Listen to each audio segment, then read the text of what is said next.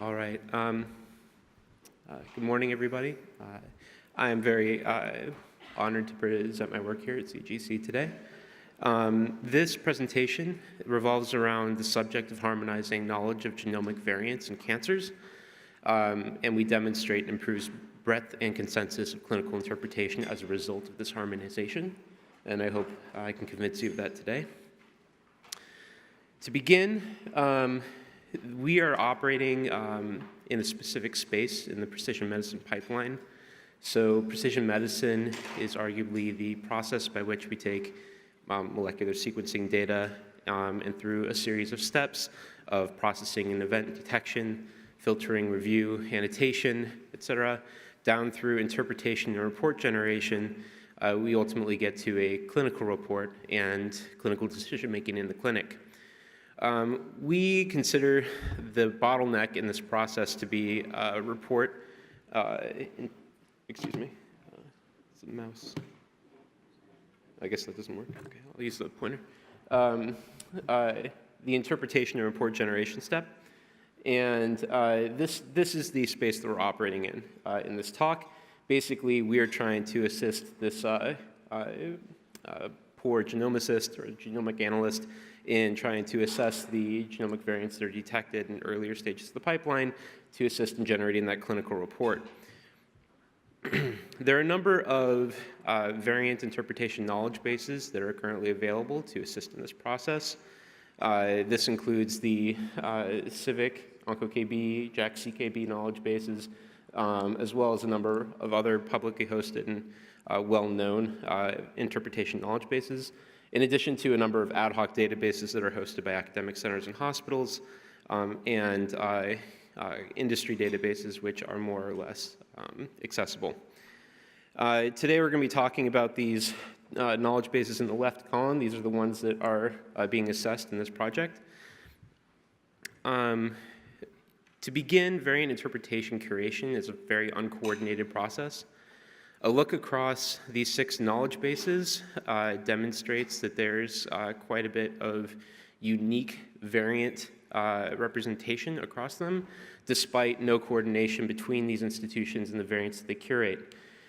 For example, in reading this graph, you can see that CGI is alone in this column, meaning that this number up here represents the number of variants that are specific to the Cancer Genome Interpreter knowledge base, whereas this represents variants that are specific to Civic, this to the molecular match database, etc. When variants are shared between more than one database, you'll see 2, 3, perhaps 5 elements in a set. Notably, the landscape here is dominated by variants that are largely unique to knowledge bases, and there are very few that are actually ubiquitously found. In fact, over 76% of all variants across these knowledge bases are uniquely represented, and less than 10% are found in 3 or more. As a consequence, we find that only these 8 variants are found across knowledge bases, meaning that any other variant that's found in a clinical report is essentially potentially going to be found only if you select the correct knowledge bases to find that variant. This leads to a lack of consensus in variant interpretation reporting. So because of this inconsistency, we thought perhaps we can simply aggregate these knowledge bases to address this problem. So we started the Variant Interpretation for Cancer Consortium in 2016. The VICC is part of the Global Alliance for Genomics and Health. They're a genomics data sharing and standards organization. The institutions that comprise the VICC are international. They include WashU, MSKCC, the Institution for Research in Barcelona, which is IRB, and others. And our mission is basically the global integration of knowledge bases for clinical interpretation of cancer variants, and ultimately the dissemination of these findings into clinical reports. However, on our initial attempts to aggregate these knowledge bases, we found that the way that these interpretations are curated and structured is highly disparate. For example, here's the very well-known BRAF V600E mutation and the way it's represented in 3 of these knowledge bases. And what we see in all of the highlighted fields are differences in the way that these interpretations are represented in these knowledge bases. For example, while all of them share a gene symbol, only one of these three has an Entree ID associated with it. And while all three have an isoform, only one has a version, and one of them also provides RefSeq where the others do not. For variants, some knowledge bases provide only a protein change or other informal string describing the variants. Others use more HGVS-style nomenclature, and yet others simply do their own custom way of representing chromosome start and stop. Diseases, similarly, can be represented in different ways, either as a mix of tumor type and tissue site, or perhaps a specific identifier in an ontology, such as the disease ontology, or simply a single word describing the disease. In other cases, it may even be custom nomenclature, where it's just one or two characters describing disease that's unique to that resource. Drugs, similarly, are sometimes completely absent, even if they are relevant to an interpretation. And for clinical significance, we see that they are basically all saying similar things, but very differently. For evidence level, it's quite interesting that none of these actually have the same sort of evidence level designation. So the genome analyst that's trying to interpret these data needs to understand the evidence level rating system for each one of these knowledge bases in order to develop a comprehensive report. And finally, each one of these comes with a free text statement written by the curators, which needs to be manually interpreted by the curator or by the analyst. There are also problems with regard to the way that variants are represented in these interpretations. One example is a well-known ERBB2 duplication event that happens at position 772. So this is a section of the reference protein sequence for ERBB2. And what we see is at E770, a commonly found HGVS string describing this variant is deletion of residue 770 followed by an insertion of EAYVM. And then there's another alternative HGVS string that describes the duplication at 772 to 775, which according to HGVS standard is inserted to the right. And so if you were to look at protein coordinates and try and find an overlap or an intersect between these two variants, you'd find none. But these two resultant proteins are identical. And so what we have across these knowledge bases are situations like this where, based on the way they chose to represent the variant, they're talking about the same thing, but a genome analyst may not realize that and may search for a specific term or a specific site without realizing that they're missing perhaps very relevant and, in fact, identical information from another knowledge base that represents it differently. So we took a look at the structure of variant interpretations, and this is kind of a high-level overview of those sort of unique properties I was talking about across resources. The circles represent elements of interpretations that are linked to references, such as entree or ensemble, whereas squares are more like standardized terms that aren't necessarily linked to a specific reference or are perhaps somewhat ambiguous. HG and C gene symbols, for instance, there are a few cases where those symbols are ambiguous because of historical names for genes and aliases. And then crosses represent basically knowledge-based specific nomenclature or description of these terms. And so across interpretations, where we have genes, variants, diseases, drugs, and evidence all constituting an interpretation, we see that most of the time, at least one element is always going to be custom to a knowledge base, and oftentimes there will be several, and in some cases certain elements are just going to be missing entirely. And so the analyst that's trying to assemble a report from these knowledge bases has quite a large task on their hands. So while we can aggregate, these knowledge bases are essentially non-interoperable. But we can address this through a harmonization. So if we take a look at evidence, for example, which in this case is unique to each one of these resources, and we do a mapping of each resource's evidence codes to the AMP ASCO-CAP guidelines for somatic variant interpretation shown here, we can essentially map all of these different schemes provided by each one of these knowledge bases to these evidence levels provided by AMP ASCO and CAP, basically A through D, allowing us to essentially separate these tier 1 or strongly clinically significant variants from tier 2 of potential clinical significance across these knowledge bases and make that readily available to people on search.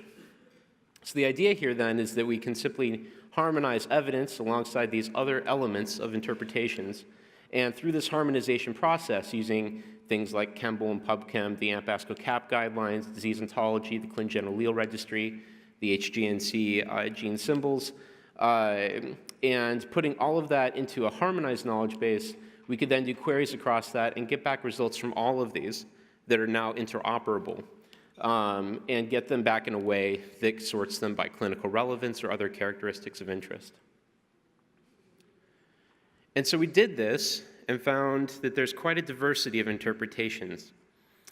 To begin, it's very clear when looking at the both incidence and mortality of common cancers in the United States that the interpretations that we find across these resources, shown in green, closely mirror both highly incident and highly lethal disease. Similarly, the interpretations that we observe are specifically tied to a number of very commonly observed genes for interpretations, highly curated genes, which quickly drops off. And in fact, when you get to, while these are still some of the most commonly annotated genes with clinical interpretations, we find that the number of interpretations for these genes across these very common diseases is quite low. And when we filter by tier 1 interpretations, those things that are of strong clinical significance, we find that this landscape does not change very much. And so we wanted to see if we could test for the breadth of interpretation in a clinical patient cohort and how it is affected or impacted by running it across a harmonized resources versus these individual ones. To do this, we took a look at the AACR Project Genie dataset. For those that are unfamiliar with this dataset, it's the Genomics Evidence Neoplasia Information Exchange. It's a registry for aggregating cancer genomic data with clinical outcomes. It represents real-world clinical sequencing efforts, and what that means is that the data are CLIA or ISO certified. It's obtained through the participation of 8 major international cancer genomic centers, and it's enriched in examples of late-stage disease, because these are typical patients that are showing up in these clinics and getting real sequencing done to try and address their tumors. If you want to learn more about the project, I recommend that you go to the following link. This presentation and others, I believe, are going to be available on the course site. So the Project Genie cohort, we are using the version 3.0 of the cohort, which was released in January 2018. This is 38,000 patients in this cohort with 263,000 variants found between them. Over 539 distinct disease terms as defined by the Memorial Sloan Kettering OncoTree. The data set can be downloaded directly from this URL. In order to evaluate interpretation coverage of this cohort, we essentially queried the cohort across all variants identified for each patient and said, do we find at least one match for the variants observed in that patient for each one of these knowledge bases? And then, if so, if at least one match was found, we consider that to be an aggregate match. This is what the results look like. So looking just at variants, we see that we can get somewhere in the mid-30s to low 40s, an average of 34% across these knowledge bases individually. In aggregate, we're at about 57%. When we also incorporate knowledge of the disease of the patient, or more precisely the patient tumor, we observe fewer matches, naturally, and again, we aggregate in the same way. And those results look like this. And again, we see essentially a much higher finding for aggregate than individually, but the individual performance is still pretty good, somewhere in the mid-teens. And then finally, if we filter only on what we consider tier 1 or variants of strong clinical significance, we find that essentially we're down below 10% in most cases, with an average somewhere around 8%. But in aggregate, we're approaching 20%. These findings, this range of findings, is very similar to what has been observed in a number of large genomic precision medicine trials. So it does, in fact, provide us some security that it is, in fact, similar to what is expected. All of these results in aggregate, we've made available for public browsing. So we have a search interface available online at search.cancervariants.org. There's a free text leucine search bar at the top. This is based on the Elasticsearch search engine. These elements are all interactive, so you can use these charts to filter on either the source of the data or the level of evidence you're interested in. These grids are basically gene by disease, gene by treatment. So this is drug, and then gene by disease on this one. And these cells, by clicking on them, you can add filters for specific diseases and genes. And all filters are shown at the top and are editable, so you can search for multiple different drugs of interest or multiple different diseases of interest. With that, I'd like to just thank the group from the Variant Interpretation of Cancer Consortium, in particular, several members of OHSU, Brian Walsh, Jeremy Gex, and Georgia Mayfield, all bioinformaticians at OHSU, that were instrumental in building this, as well as the leadership of the VICC shown here, in particular, Obi and Malachi Griffith, who are my co-mentors. And then finally, all of our key knowledge base partners that basically made this effort possible through their agreement to participate in this data sharing initiative and make their data available to the public.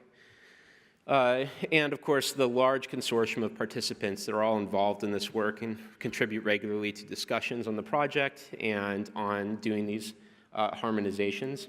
Finally, I'd like to thank the NCI for the F Award that has allowed me to pursue this research, as well as the CGC and the Seattle Cancer Care Alliance for the Travel Award to present this work here today.